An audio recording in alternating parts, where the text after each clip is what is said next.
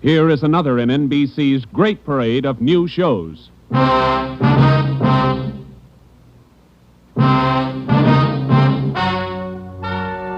Ladies and gentlemen, the story you are about to hear is true. Only the names have been changed to protect the innocent. NBC brings you Dragnet.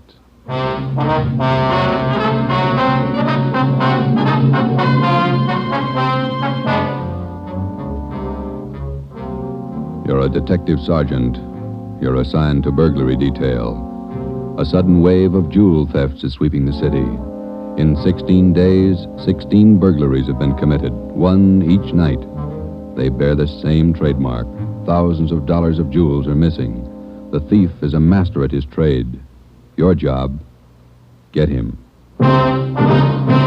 Dragnet, the documented drama of an actual crime, investigated and solved by the men who unrelentingly stand watch on the security of your home, your family, and your life. For the next 30 minutes, in cooperation with the Los Angeles Police Department, you will travel step by step on the side of the law through an actual case transcribed from official police files. From beginning to end, from crime to punishment, Dragnet is the story of your police force in action.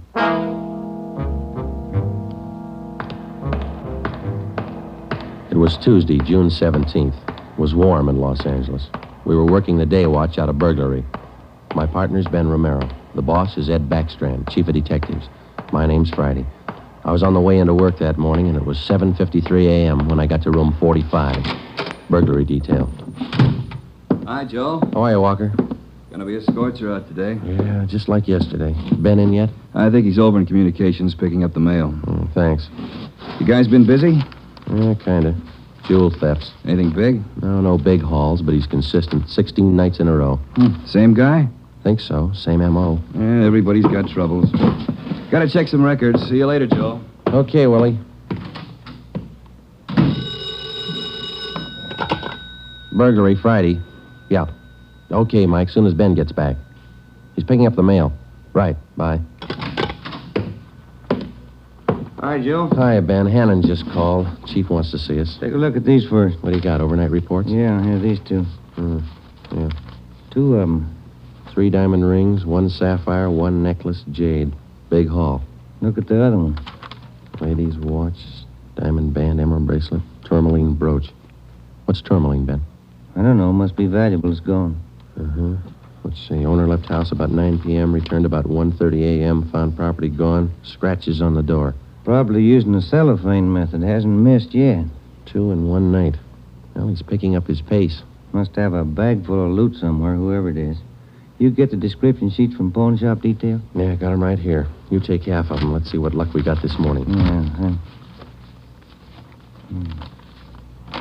Nothing so far. Me neither. Let's see. I'll get it, Joe. Burglar Romero. Hi, Ben. Chief still wants to talk to you, boys. He's got an appointment at 8:30. Wants to see you before he leaves. Okay, Mike. Just checking some buy sheets. Be right in. Better make it fast. He's in a bad mood this morning. Okay, Mike. Thank you. Backstrand again? Yeah, he's in a bad mood. Come on. Wonder what's bothering him. Something's bad. He doesn't blow very often. Chief of Detective's Office, Hannon. Go ahead in, boys. He's waiting. Thank you, Mike. All right, ma'am. I'll connect you. Friday, Romero, sit down. Wait till I get the phone. Backstrand. Oh, yes, Mrs. Winthrop. Yes, ma'am. We're doing all we can. Yes, ma'am. Yes, ma'am. Yes, I'll do that. Yes, ma'am. Goodbye. Got trouble, Ed? Taxpayer, Mrs. Winthrop. You two ought to remember the name. We do, Skipper. 10 days ago, somebody lifted $2,000 worth of diamonds from her bedroom while she was at the symphony. Last night, she was hit again. A diamond watch, an emerald bracelet, and some kind of a brooch. Tourmaline. I don't care what kind it was. It's gone. What's the pitch? We just read a report a couple of minutes ago, Skipper. Could be a tie-in with those other 16 jobs. 16 jobs in 16 days. You haven't got a lead on the thief yet? Nothing shows up. No prints, nothing. What about the pawn shops? Nobody's tried to soak any hot stuff as far as we know. We double-checked the detail. We got every hock shop in town on the alert. Whoever it is, they've got to try to pawn the stuff sometime. Unless they're going to give diamond rings for Christmas presents. And they haven't tried the pawn shops yet, Skipper. We're sure of that. Look, 16 burglaries in 16 days. Jewels and watches. Good ones. Well, it's got to stop. It's got to stop soon, you understand? We'll stay right on top of it, Ed. We're doing all we can. For 2 weeks, I've had half a dozen women calling me every day. Society women. Some of them figure they should get extra treatment. They're only DR numbers to us, Skipper. They all get the same attention. I'll try and explain that to some of them. They think you're in on the racket. Maybe you boys would like to take these calls some morning. No thanks, Ed. All right, then, let's get some action. Keep the pawn shop operators on their toes and get after every known fence in town. That's all. I've got an appointment. All right, Ed. Check you later. Holding a call for you, Ben. Oh, thank you. Hello. Oh, hi, Max. What? Well, hold it. Be right down. First break, Joe. What do you got? Necklace and a watch. Both of them on the stolen property list. Where? Henry's pawn shop. 5th and Main. 6 minutes later, at 8:25 a.m., Ben and I drove up in front of Henry's Square Deal Pawn Shop. Quick cash, no red tape, watches bought and sold. The proprietor was Max Murphy, an old friend of Ben's. Well, pal, of all days, it had to happen yesterday. Took the day off and went fishing up at Big Bear. I left my nephew in charge, Harry. A real knothead, that kid. How do you mean, Max? Joe, if I told him once, I told him 101. Whatever you do, whatever they come in with to Hawk, check it with the list. Check it with the stolen property list. What does he do? He forgot. He forgot. Oh, a real knothead, that boy. How old is he, Max? 32. A real knothead. I checked the slips from yesterday. Then I checked the stolen property list. There it is. Hot stuff. When did the stuff come in, Max, do you know? About 4 o'clock yesterday afternoon. Can we look at it? Oh, sure. Back here behind the counter. There it is. Did you check out the serial numbers on the watch yet, Max? When I found out, yes. They match to a T. All right, let's see. Yeah. Description on this necklace matches, too. Let's have a look at your buy book, huh, Max? Yes, sir, Joe. Here you are. There's a deal right there. Here? Yeah, that's him. That's how he gave his name. Walter Tracy, 132 and a half Blackstone Court, Los Angeles. Let me check the book for the description, Max. Oh, sure. Yeah, here. Mm-hmm. Okay, Max, thanks. We'll be checking with you later. Sure, Joe. Anytime. Sorry. All right, Max. See you later. You fellas take it easy. Right.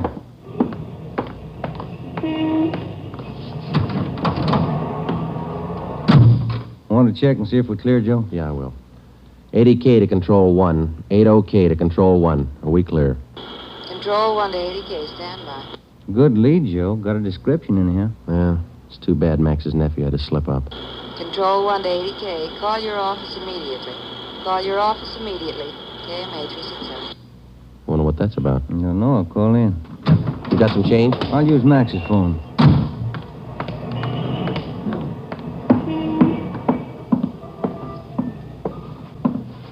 Use your phone a minute, Max. Oh, you, Ben? Sure. Help yourself. Thank you.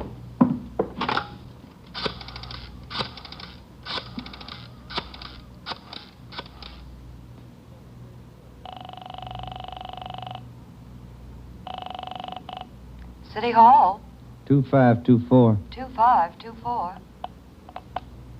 Burglary. Levine. This is Ben, George. You got something? Hot one. Universal Loan Shop, 6th and Barton Place. Guy just took in a couple of rings. He checked too late. What you mean? He checked the form after the guy left. It was signed Walter Tracy.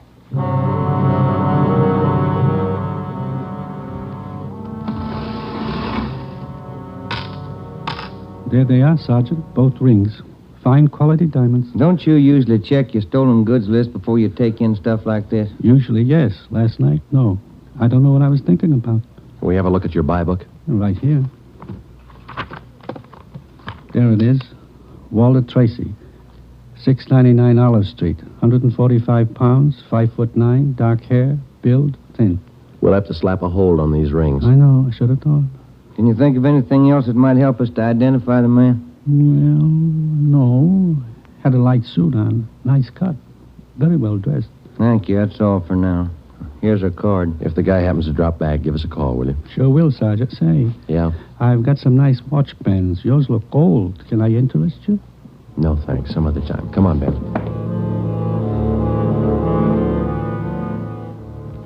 That afternoon and the following morning, despite our alert and our warnings, 2 more pawn shops called in with reports of stolen watches taken in. We checked them out. The serial numbers on the watches matched those on the stolen property list. On the pawn shop account books, the loan was listed under the name Walter Tracy. The The addresses were given as number 12 St. Vincent Place and 700 East Flower. The descriptions of the man were the same. Slight build, well-dressed, about 145 pounds, 5 feet 9 inches tall, dark wavy hair. We had the name and description distributed to every pawn shop in Los Angeles and surrounding communities. Through our informants, we checked up on every known fence in the city.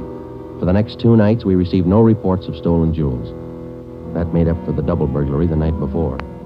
On June 19th, the box score read 18 successive nights, 18 successive jewel burglaries. At 3:25 in the afternoon, Ben and I sat down to check over the late incoming reports.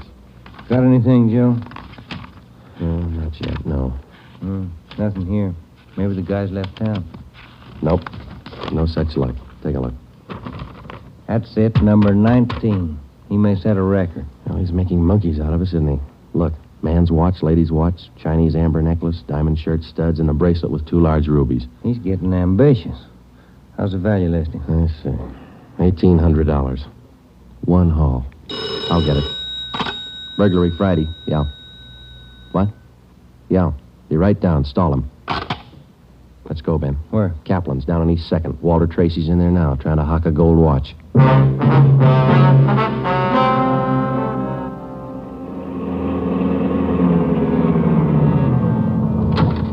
Ben, cover the door. I'll go and look like I'm shopping around. Right, but watch your step. We don't know this guy. Yeah, stay close to the door, huh? I'm sorry, that's the best we can do on the watch. Look, Mac, this is gold. 21 jewels. Well, it's the best I can do. Drop dead. What's the best I can do? Don't get sore. Yeah, sure. See you later. That's him, Sergeant. Walter Tracy. I stalled him as long as I could. All right, I'll check back with you later. Did you spot the guy that just came out? Yeah, went up the street. Let's follow him. Hustle it. You spot him, Ben? Straight ahead, about 15 yards. He's crossing the street. Yeah, let's get up a little closer. We'll lose him, sure, if the light changes. Come on, run for it. Watch the traffic light. That was close. You might have spotted us as going faster. Come on, Joe, run. Yeah. Don't lose him. This crowd's not helping. Hey, wait a minute. I bet you're a cop. You're chasing somebody. All right, let go of my arm, mister. Let go. Well, you don't have to get tough. Lousy cops think they own the street. I'm going to write the mayor's office. Come on, Joe. He's running for it. Yeah, I see him. Watch the signal up ahead. Hurry, Joe. Almost up to him. Into the parking lot. Hey, you! Stop! Look out, Joe. A gun. Yeah, I see him. Get away. All right, smart guy. It's a nice job. Yeah. He's too fast for an honest man. Let's take him in. When we got back to headquarters, Walter Tracy was under technical arrest. We took him directly to the interrogation room. We searched him thoroughly. We had him take everything out of his pockets and put it on the table. Then we had him take all the money he had in his wallet, count it out, and hold it in his hand. What is all this routine? That's all the money you have on you? $47.17, right? Yeah. Okay, keep it in your hand. Ben, shake him down. All right, Tracy. Take off your coat, shirt, tie, and your shoes and socks. What kind of a pitch is this? I'm no hood. Take them off. Two-bit cops. You're not pinning anything on me. I don't care what you do. Sleeves, pockets, lining. Nothing in the coat, Joe. Get his shirt. Take it light with the threads, huh? Costs money. How about the trousers, Ben? Let's see. Cuffs, pockets. No. Let me get the belt. Zipper on the inside of the belt? No, it's clean. Shoes are okay. All right, Tracy, let's see the soles of your feet. I hope you don't mind. They're dirty. Why don't you take a shower? Let's see. All right, Joe, nothing. Put your toes back on. Yeah, thanks. All right, you. What's your name? Huh? I said, what's your name? You telling jokes? Walter Tracy, you know that. Your real name. How old are you, Tracy? 27. Where do you live? No place. Just got in town a couple of days ago. Where are you from? Salina, Kansas. Where you been sleeping the last 2 nights? The park, Pershing Square. Clothes don't show it. Pretty natty. I had 'em pressed. Where? Down by the square. I don't remember. You ever been arrested before? No. Where'd you get this gun, Tracy, the one you pulled on us? I didn't know who you were. Could have been a couple of hoods. You kind of look like it. Where'd you get the gun? I won it in a crap game coming out on the train. Where'd you get the watch? Graduation present. You want to run a make on him, Joe? The gun and the watch? Yeah, I'll call him. Check. You can't prove a thing. Pawn shop records, Gilmore. Gil, is Friday. Can you give me a make on a watch? Sure, Joe, go ahead. Time Master, yellow gold, man's wristwatch. Okay. Case number 716F23. Right. Movement number B351708. Got it. Okay. Now give me a make on this gun, huh? 32 S&W automatic. Serial number 579461. Okay. Call me back? Right. What's your station number? 2572. I'll ring you, Joe. Thanks. Having fun? What'd you do with all those jewels you stole? When do I get out of here? I don't think you're going to get out. You got nothing on me. How tall are you, Tracy? Get your tape measure. 5'9". How much you weigh? 140. I'm 27. My name's Walter Tracy. I come from Salina. I've been in town 2 days, and I don't know what you guys are talking about. You sound smart. You don't act it. And you're flying blind, copper. What'd you do with those jewels you stole? I don't know what you're talking about. What color are your eyes? I don't know. I'm colorblind. What color would you say your hair is? You colorblind, too? You ever been arrested before? Straighten out. He asked me that. I'm asking you. No. You ever done any big time? No. All right, I don't care if you level with us or not. We're going to make you on those prowl jobs, all 19 of them. Sure. You guys are smart. You got in Los Angeles 2 days ago, is that right? Yeah, You don't know anything about any jewel thefts. that's what I said. Then how come your name and your handwriting's on the account books in 4 pawn shops in Los Angeles? It's not mine. You can't prove it. We can, Tracy. Come clean. What'd you do with the stuff you stole from 1250 Moraga Drive, June 5th? I didn't steal any stuff. What'd you do with the rings and watches you took from 1400 Placerville Road, June 9th? I wasn't in town. What'd you do with the diamond dress pins you stole June 13th, 123 South Van Ness? Did I do that? You're not only kinky, you're a bad liar. You prove it. Order get you a sawbuck, your prints bounced, Tracy. Our handwriting man's gone to work on those signatures of yours. You haven't got a chance. Now, come on. Where'd you hide this stuff? You can't prove a thing. Where'd you say you've been sleeping the last 2 nights? In the park, Pershing Square. You want a map? Clothes sure look nice. I said I had 'em pressed. But you can't remember where. No, I can't remember where. That a crime? Friday talking. Joe, this is Gilmore. Here's the stuff you asked for. Let's have it, Gil. No make on the watch, no make on the gun. Okay, Gil. Thanks a lot. Yeah. You're in up to your neck. You said that, didn't you? You're gonna talk, Tracy. Kind of tired. All right, we'll let you sleep on it. Come on, Ben. Let's book him. Right. I'll get your jobs, coppers. Sure. Come on. We took Walter Tracy to the county jail and had him booked on suspicion of burglary. He was still sullen. We knew we had the guilty man. Now we had to prove it. As it often happens, the victims never see the burglar. They only know he's been there. They can't identify him, but they can identify their property. Our job was to find the property. When we did, we'd have Walter Tracy. And the 19 victims would have their property returned. But Tracy wasn't talking, and we knew he'd never talk unless he thought it might help him. We took the problem to Ed Backstrand. Smart punk, Skipper, but he's done time before. How do you know? Tried him out last night when we brought him in. He talks like it and he acts like it. But he won't cop out. Are you sure? He won't talk in 100 years. He knows he's got us in a spot. Well, one thing's sure. We're not going to send him up without finding the loot first. He's planted this stuff somewhere in this city. We've got to find it. Ben and I have got an idea, Ed. It's not going to be easy, but it might work. What is it? Tracy tried to soak some of the stolen property at 4 separate pawn shops in the downtown area. Yeah? At each one of those 4 pawn shops, he gave a local address. Now, we're sure he must have a room or an apartment someplace in town. All right. Where? That's where guesswork comes in, Skipper. Every one of those addresses he gave falls within a certain area. How big an area? Oh, you got that street diagram, Joe? Yeah. Here it is, Ed. From Figueroa here to San Pedro, and from Pico down to 1st Street. The area's about 12 blocks wide, 14 blocks long. That's a lot of territory. How are you going to cover it? On foot, we'll take Tracy with us. Plenty of legwork. You sure it's the answer? We got to find the stuff, and it's the only way we can figure it.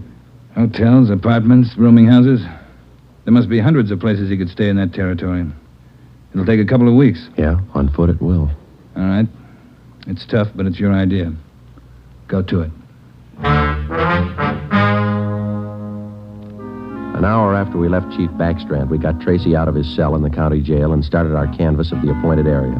We took the usual precautions and handcuffed Tracy's wrists to our own. We started the search for his hideout at 1st Street in Figueroa. It was a warm day in Los Angeles. The temperature was 91. After the first 3 hours, I could tell Ben's feet were ready to give out, and so were mine. We couldn't even have the comfort of complaining. That had encouraged Tracy, and he was cocky enough already. He cursed and threatened every step of the way. My legs off. All right, quit pulling, will you? Come on, Tracy, up the stairs. Another one to check. Warm day, Joe. Yeah, a little. What do you mean, a little? Must be 110. Yes? What is it? You the manager? Yes. Could you tell me which apartment this man has in your house, ma'am? Who, him? Yes, ma'am, this one. Never saw him before. He don't live here. All right, ma'am, thank you. Yeah. Hot, ain't it? When are you gonna get wise? Come on, Tracy. Well, that finishes this side of the street. You want to cross over, Joe? Yeah, let's go. I'm hungry. I want to eat. After we cover the other side of the street. You can't do this to me. I'm gonna get a lawyer. I'll have your jobs, both of you. Yeah, come on. We only got a couple of hundred places to cover.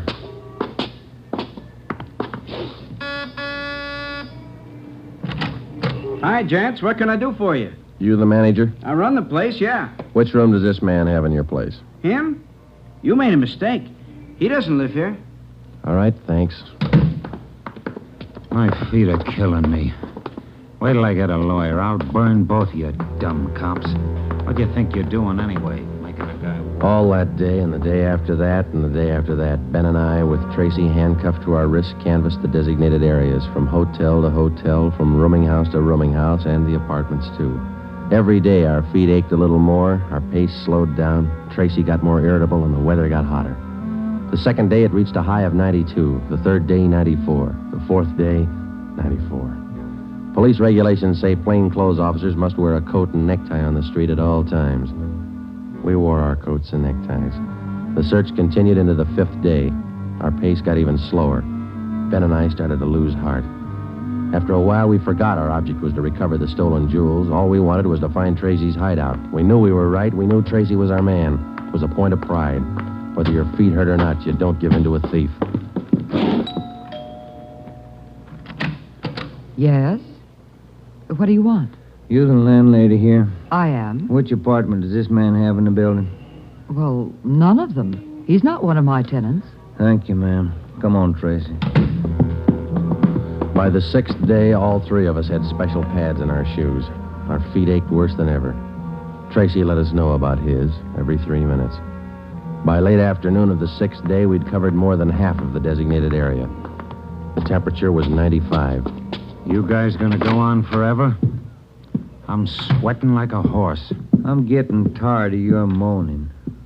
That looks like the manager behind the desk. Yes, sir? You the manager? Yes, sir. What can I do for you? Can you tell us which room this man has in the hotel? Him? Mm-hmm. He doesn't live here. Hey, you fellas look awfully warm. Like to cool off in the lobby? We're air-conditioned. No, thanks. I'm hungry. When do we eat? You're always hungry. You got the biggest mouth on a cop I ever saw. Oh, All yeah. right, man. Yeah. I'm hungry. I want to eat. Now. Wait till I give this story to the papers. Mistreating innocent guys. They'll break you. All right. Come on, up the stairs. I'm going to get a lawyer tonight. I'll show you. Yes? Why, Mr. Baker, where have you been? We questioned the landlady, a Miss Elizabeth Hunter. She told us that Baker, alias Tracy, had rented an apartment from her about 2 months before. That's all the information she could give us. Tracy clammed up. He would admit nothing. We asked Miss Hunter to accompany us as a witness. We took the elevator up to Tracy's apartment on the 6th floor. Miss Hunter, Tracy, Ben, and I.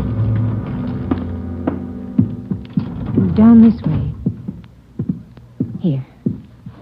Do you want me to open it? Please, Miss Hunter. What? There's a girl. Walter? What is it, Walter? I told you to get out of town if I didn't come back. I didn't want to leave. I didn't want to leave without you. I thought you slept in the park. Take a jump. Where's the stuff hidden? All right, Ben, handcuff him to a chair. The girl behind him. We'll find the stuff ourselves. All right, Tracy. All right, you're next. I haven't done anything neither, so you can't prove it. Billy, shut up. That's better. No talking between you two. If there is, we'll separate you. All right. right, Ben, you take the living room here. I'll try the kitchen. And get a window open. It's hot in here. Right. Sergeant, you will be careful of the furniture. Yes, ma'am. I had no idea. You, Mr. Baker, of all people. Don't talk to him, please, ma'am. Oh, yes.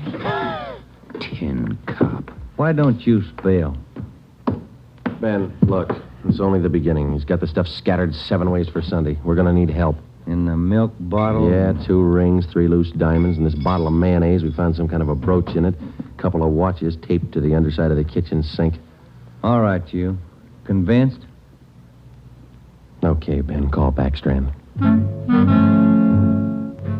There was a definite possibility that Walter Baker, alias Tracy, had stored some of his stolen loot outside his apartment. We stood little chance of ever recovering it unless we got him to break.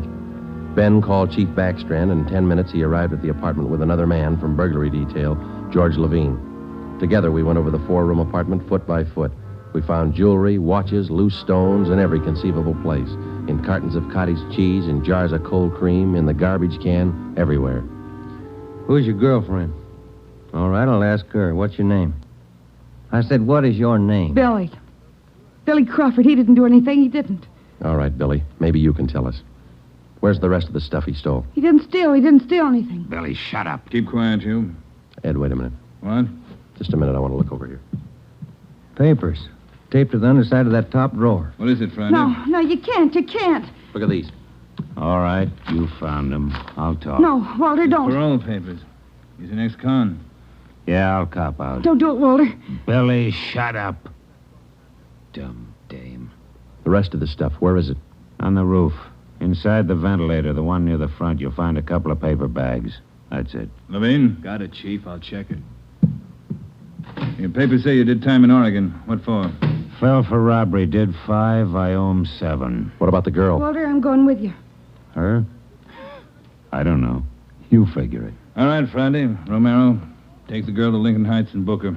We'll take him. Right, Ed. Come on, Ben. No, Walter, I want to go with you. I'm sorry, ma'am. This way out. All right, easy, lady. No, wait a minute. Just a minute. Walter? You're a dumb dame, Billy. So long. Walter. All right, come on, let's go. What's the matter? You feel all right? He lied. He said he loved me. He lied to me. Don't feel hurt, lady. He lied to everybody.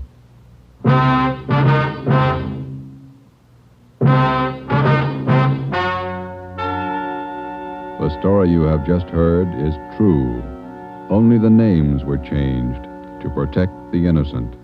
Walter Baker, alias Walter Tracy, was tried and convicted on 3 counts of first-degree burglary and received the maximum sentence prescribed by law. He is now serving out his term in the state penitentiary.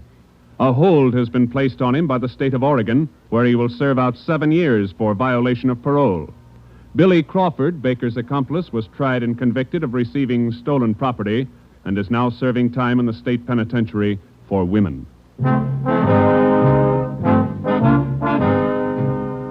You have just heard the 11th in a new series of authentic cases transcribed from official police files. Technical advice for Dragnet is furnished by the Los Angeles Police Department.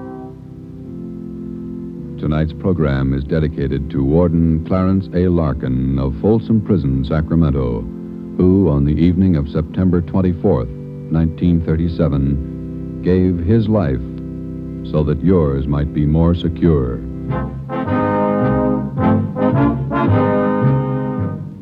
Dragnet came to you from Los Angeles. If you enjoyed tonight's production of Dragnet, you'll want to listen this Saturday evening to a pair of adventure shows featuring 2 well-known Hollywood personalities. You'll enjoy Brian Donlevy, star of Dangerous Assignment. Also on Saturday's schedule is Richard Diamond, private detective, as played by the screen's romantic tough guy, Dick Powell. Listen to both of these exciting programs this Saturday over most of these same NBC stations. This is NBC, the national broadcasting company.